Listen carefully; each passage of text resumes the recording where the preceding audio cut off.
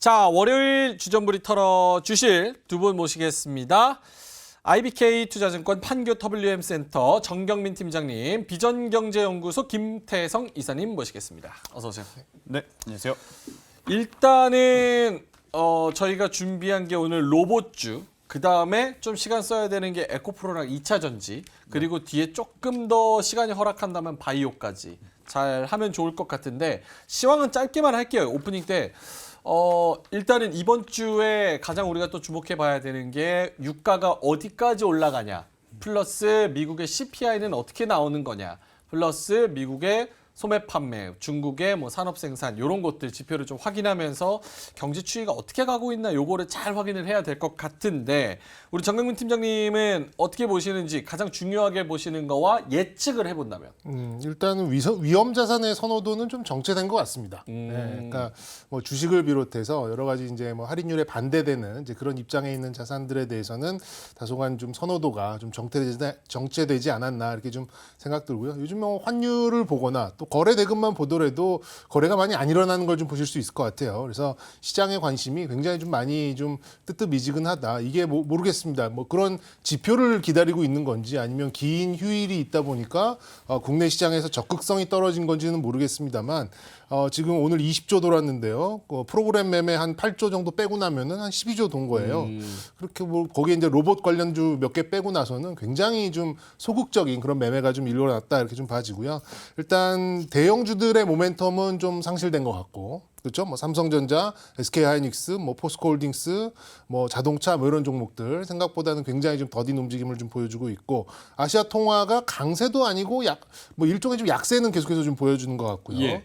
금리에 있어서도 뭐 계속해서 강세가 좀 유지되고 있는 이제 그런 상황으로 봤을 때는 말씀드린 대로 위험 자산에 대한 선호 현상이 다시 돌아오고 있지 못하다. 그런 면에서 봤을 때는 뭐 좀 속된 말로 좀 뜨뜻미지근한 이런 상황이 좀 지속될 가능성이 어느 때보다도 좀 높아져 있다. 이렇게 말씀드리고 싶습니다. 그러면 종합적으로 이야기를 해보자면 이번 주 CPI나 뭐 이런 게 크게 영향을 또 끼치지는 않겠네요. 네, 거의 없다라고 생각이 들고요. 많은 그래요? 부분이 좀 반영이 좀 되어 있다라고 보고, 뭐 안 그랬으면은 지금 환율이 좀 요동치지 않았겠습니까? 예. 근데 뭐 지금 1,400원 초반대, 20원대, 30원대 왔다 갔다 하면서 좀 놓여 있고, 엔 달러 환율도 뭐 146원대 계속해서 놓여 있고, 그리고 이제 위안화가 또 이제 중국의 풋이 한번 들어가니까 조금 예. 강세가 나오고, 뭐 요 정도에서 좀 움직이는 거다 보니까 지금 뭐 예측치, 뭐 정말 이거를 깰 만한 이제 그런 좀 뉴스까지는 이렇게 가지 않겠다라고 좀 보고 있고요. 그런 면에서는 굉장히 그냥 좀 무덤덤하게 넘어가지 않을까 예상해 보도록 하겠습니다. 알겠습니다. 종목 장세, 테마 장세 요거랑 상관없이 계속 이어질 가능성이 네. 크다.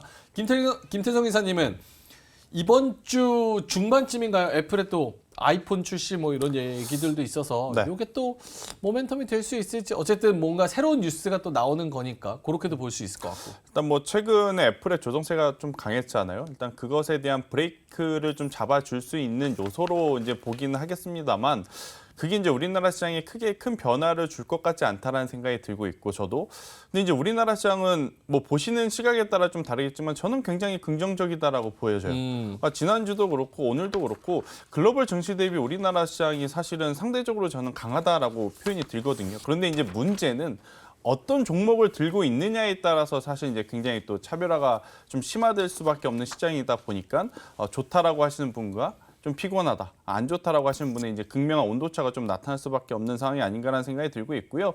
저는 이 기조는 아무래도 이제 연휴까지는 이어질 가능성이 높지 않을까라는 생각이 들어요. 그래서 저는 뭐 좋다라고, 굳이 이제 좋냐 안 좋냐라고 따졌을 땐 이 정도면 저는 할만하다라는 의견을 한번 들어보도록 하겠습니다.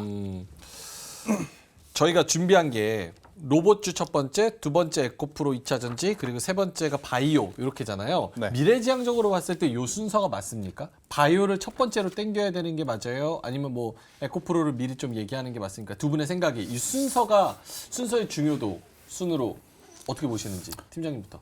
저는 뭐 에코프로는 좀 마지막에 넣었으면 좋겠고요. 아, 에코프로 마지막에 이거 뭐 시장에 관심도 많이 좀 떨어졌어요. 물론 물려 계신 분들에 있어서는 이거 언제 반등해, 어떤 이유로 반등해, 뭐 이런 것들이 궁금하실 수는 있겠습니다만 지금 이렇게 지수에 관심이 있는 그런 상황은 아니잖아요. 예. 그렇게 본다면 시장에서 가장 많은 거래 대금이 몰려가고 있는 뭐 로봇, AI, 바이오 뭐 이런 쪽이 그래도 좀 궁금해하시고 또 우리가 좀 많이 공부를 해야 되는 그쪽이 아닌가 생각이 좀 들어서. 알겠습니다. 네.